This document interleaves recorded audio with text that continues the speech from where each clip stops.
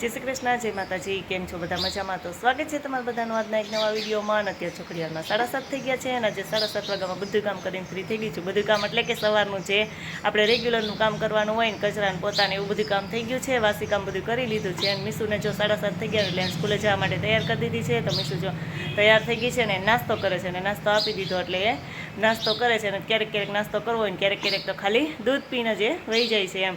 તો હવે એનો અહીં નાસ્તો કરી લઈએ ને પછી એ હવે એનો વાન આવી જાય સ્કૂલે જાય ને પછી મારો વારો આવે. એક સવારમાં ઉઠી અને બધું કામ કરી અને એક સવારમાં નાહી લઉં અને નાહી ધોઈ અને પછી મીસુને ઉઠાડું. એ કામ એક નાહવાનું છે ને પહેલાં કરી લઉં, બાકી તો બધું બીજું કામ હોય ને એ મીસુ વહી જાય ને પછી જ આપણે કરીએ એમ. તો હાલો જો મીસુબેન એનો નાસ્તો કરી લઈએ.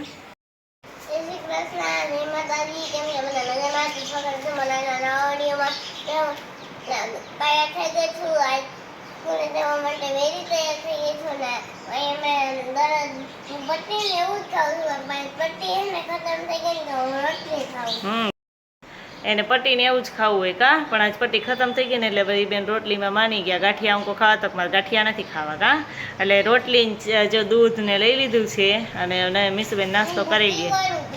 હા, ભૂખીવાળું દૂધ જ હોય પણ એમાં સેજમથી ભૂકી નાખે. એમાં વાઈટ દૂધ નહીં પીવાનું કા. હા તો હા, ચા દૂધ નહીં, દૂધ જ પીવે પણ ભૂકીવાળું. તો હવે એનો નાસ્તો કરી લઈએ અને પછી જાય સ્કૂલે. તો અત્યારે ઘડિયાળમાં 5 થઈ ગયા છે અને મારા મીસુબેન સ્કૂલેથી આવી ગયા છે. કા મીસુબેન?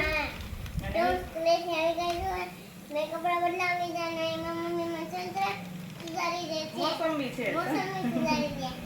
હા, મોસંબી જો અહીંયા મીસુબેનને સુધારી દઉં છું કા. એને ખાવું હતું, ભૂખ લાગી હતી, મને મોસંબી સુધારી દે. હજી પડી હોય જ ને મીસુબેન હાટું કાંઈ સંજીભાઈ બબે 3 થઈ જાય કા, જેવી ઉતરે ને એવી મીસુબેનને મજા આવી જાય કા. માટે રોજ જો સંજીભાઈ દઈ જઈશ કા, એને ઉતરે છે મોસંબીનો મસ્ત ન્યાયનો એક ઝાડ છે કા. એથી આપણે પાછું જાવું મીસુ ને અને એ ઉતરે ને એટલે એને તો કોઈ નાના છોકરા નથી એટલે મીસુ માટે તો રોજ દઈ જ જાય કા. તો 4-5 હતી તો 2 લઈને મીસુ કે મમ્મી મને સુધારી દે ને એ કે, એટલે મીસુબેન આપણે સુધારી દઈએ. પણ આ એક સાઈઝ પાકેલી હતી, તો હાવ કાચી છે એટલે આને હજી પાકવા દીધી ને તો સરસ મીઠી લાગે. પણ મીસુબેનને તો હાલે ખાટું મીઠું બધું કા. હા, તારો ફટાફટ એને સુધારી દઉં પછી વાડીએ જાય ને હું રસોઈ વધી જાય. તો જો અમારા મીસુબેન છે ને વાડીએ વહી ગયા છે. એને તો જવું તું મને કે બહાર વાડીએ જવું છું પણ બહાર છે ને મમ્મી હમણાં નતા 2-3 દિવસ ત્યાં બહાર ગયા હતા ને તો મને આવીને સીધી કે બહાર આવી ગયા. હું કહું હા વાડીએ ગયા. તો આવીને સીધી જોઈ એને પપ્પાને કે હાલો મોસંબી ખાઈ અને વાડીએ વહી ગઈ. અને મારે આજે જો રસોઈમાં બનાવી છે દાળ ઢોકળી. તો જો અહીંયા મેં દાળ ચડવા માટે મૂકી દીધી છે અને હમણાં તો જો બધું આ રસોડામાં જ કરું છું. બધું અહીંયા જ રાખ્યું હતું ને, ગેસનો બાટલો પૂરો થઈ ગયો તો બાટલો તો આવી ગયો છે પણ બધું જો વધારે પડતું હું અહીંયા જ કરું છું એમ. તો હવે જો આપણે એટલો લોટ લઈ લીધો છે અને દાળ ઢોકળી કરવા માટે.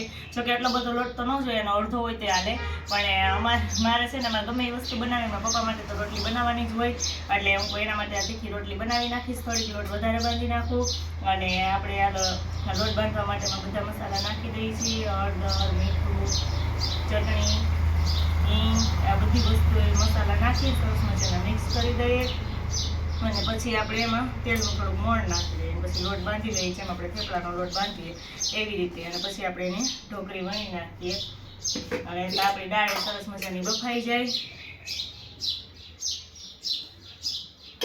તો જો આપણો લોટ સરસ મજાનો બંધાઈ ગયો છે અને આપણે લોટને થોડીક વાર રાખી દીધો અને ડાયરેક્ટ જો બાફવા મૂકી દીધી. સરસ મજાની દાળ બફાઈ ગઈ છે. હવે જો અહીંયા ટમેટું લીધું છે તે ટમેટું આપણે એમાં સુધારી નાખી દઈએ. અહીંયા લીલા મરચાં, જો આપણે મરચી તો તીખી ઘરે છે એટલે લીલા મરચાં લીધા, સૂકા મરચાં, દાળ વઘારવા માટે લીમડો અને આદુ એ બધું લઈ લીધું છે. એટલે મરચાં આદુ છે ને આપણે ખાંડીનામાં નાખી દઈએ, ટમેટું સુધારી નાખી દઈએ અને દાળને ઉકળવા મૂકી દઈએ. પછી આપણી ઢોકળી છે ને બનાવી, ઢોકળી પણ આપણે એમાં નાખી દઈએ. સિંગના દાણા લીધા છે તો દાણા પણ આપણે એમાં એડ કરી દઈએ. તો હાલો હવે છે ને દાળને ઉકળવા મૂકી દઈએ ને આપણે ઢોકળી છે ને વણવાનું કામ ચાલુ કરી દઈએ. તો આપણી દાળ છે ને સરસ મજાની જો બફાઈ ગઈ છે ને એમાં હળદર ને આ બધા મસાલા નાખી દીધા છે ને પાછી ઉકળવા મૂકી દીધી છે.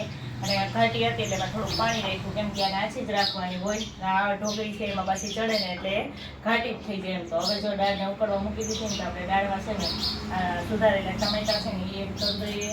પછી સિંગના દાણા એડ કરી દઈએ અને જો આદુ ને મરચાં છે ને મેં ખાંડીને લીધા હતા તો આપણે એ પણ એડ કરી દઈએ. આદુ ને મરચાં એ અને સરસ મજાની ઉકળવા દઈએ ને આપણે ઢોકળી બનાવીએ. ઢોકળી પણ એમાં એડ કરી દઈએ. તો દાળને જો આપણે ઉકળવા મૂકી દીધી છે અને ઢોકળી બનાવવાનું કામ ચાલુ કરી દીધું છે. તો જો ઢોકળી માટેની આપણે આ રોટલી વણવા માંડીએ. આપણે રોટલી જે બનાવતા હોય ને એના કરતાં થોડીક જાડી રાખવાની છે, કેમ કે બહુ આછી રાખીએ તો આપણી ઢોકળી પછી આપણે દાળમાં હલાવી તો એકદમ ગળી જાય, તૂટી જાય. એટલે સેજ છે ને આપણે જાડી રાખવાની છે. તો ફટાફટ આપણે થોડી ઢોકળી બનાવી નાખીએ. મેં કીધું એમ કે આટલો બધો લોટ ઢોકળીમાં જોઈએ નહીં, પણ વધશે એ લોટની આપણે આવી તીખી રોટલી બનાવી નાખશું. એટલે રોટલી જેને ખાવી હોય એ રોટલી ખાય એમ. તો જો આપણું આ સરસ મજાના ઢોકળી માટેની પરફેક્ટ રોટલી વણાઈ ગઈ છે, નટલી જાડી રાખી છે આપણે. અને હવે ચાકાની મદદથી છે ને આપણે એને કટ કરી નાખીશું. જો આવી રીતે ચોરસ આપણે એને કટ કરી અને આપણે ઢોકળીનો આકાર એને આપી દઈએ.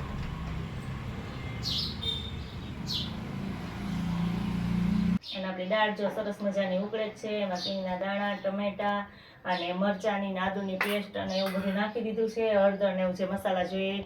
અને આપણી ઢોકળી જો સરસ મજાની બની ગઈ છે ને, તો ઢોકળી આપણે બધી એમાં એડ કરી દઈએ અને પછી એને ઉકળવા દઈએ. અને સરસ મજાની ઢોકળી પણ આપણે દુખાઈ જાય ને પછી આપણે એનો વઘાર કરીએ. તો આપણી આ દાળ ઢોકળી છે ને સરસ મજાની જો ઉકળી ગઈ છે અને ઉકળીને તૈયાર થઈ ગઈ છે. અને જો ઉકળીને એટલે આપણે એકદમ આછી રાખી હતી ને તો એકદમ ઘટ થઈ ગઈ છે. અને તેલ ગરમ મૂકી દીધું છે, તેલ આવી ગયું છે. જો દાળ વઘારવા માટેના આટલા બધા મસાલા લઈ લીધા છે, બધા સૂકા મસાલા લઈ લીધા છે. તો પહેલાં આપણે રાઈ ને જીરું ને હિંગ ને એવું નાખીને વઘારી નાખીએ ને પછી આ બધા મસાલા છે એ નાખીએ. જે આપણે બધા મસાલા તેલમાં નાખી દીધા અને તેલ આવી ગયું છે. અને આપણે બધી દાળ છે ને આમાં આપણી દાળ ઢોકળી છે એ એડ કરી દઈએ. અને હજી આપણે એને 10 મિનિટ ચડવા દઈએ. એટલે આપણી ઢોકળી છે ને સરસ મજાની ચડી જાય. પછી આપણે ઉપરથી આમાં લીંબુ એડ કરી દઈએ અને ઉપરથી પછી લીલા ધાણા પણ એડ કરી દઈએ અને થોડીક વાર આને હવે ચડવા દઈએ. આપણી દાળ ઢોકળી છે ને સરસ મજાની જો બની તૈયાર થઈ ગઈ છે. અને એમાં ઉપરથી ધાણા નાખવાના બાકી છે, પણ ધાણા હજી ઓલા રસોડામાં પડ્યા હતા ને પછી નાખી દઉં. અને જો આ તીખી રોટલી મેં કીધું તો એટલી રોટલી બનાવી છે. એટલે જો આટલી રોટલી આટલો લોટ વધ્યો છે, રોટલી માટે જ મેં લોટ વધારે બાંધ્યો હતો એમ. કેમ કે મારા પપ્પાને એવું દાળ ઢોકળીને એવું કંઈ ન ભાવે, એને ફરજિયાત રોટલી તો જોઈએ જ. બીજી ગમે એ વસ્તુ, દાળ ઢોકળીની ગમે એ વસ્તુ હોય તો રોટલી એના માટે તો ફરજિયાત બનાવી જ પડે. પણ આજ તો આ લોટ બાંધ્યો હતો ને ટેકો, એટલે મેં એવું આજે એના માટે તીખી જ રોટલી બનાવી નાખું એમ. એટલે જો અહીં રોટલી વણવાનું કામ ચાલુ કરી દીધું છે. ફટાફટ રોટલી વણી નાખીએ. ઘડિયાળમાં જો 6:30 તો ખાવા આવ્યા છે. અને હમણાં 7 થાય તો અમારે જમવાનો ટાઈમ થઈ જાય. એટલે પછી પાછું જો દાળ ઢોકળી થઈ જાય તો આપણે જમવા ટાઈમે પાછી ગરમ કરી લેશું. ગરમા ગરમ દાળ ઢોકળી છે એ જમી લેશું.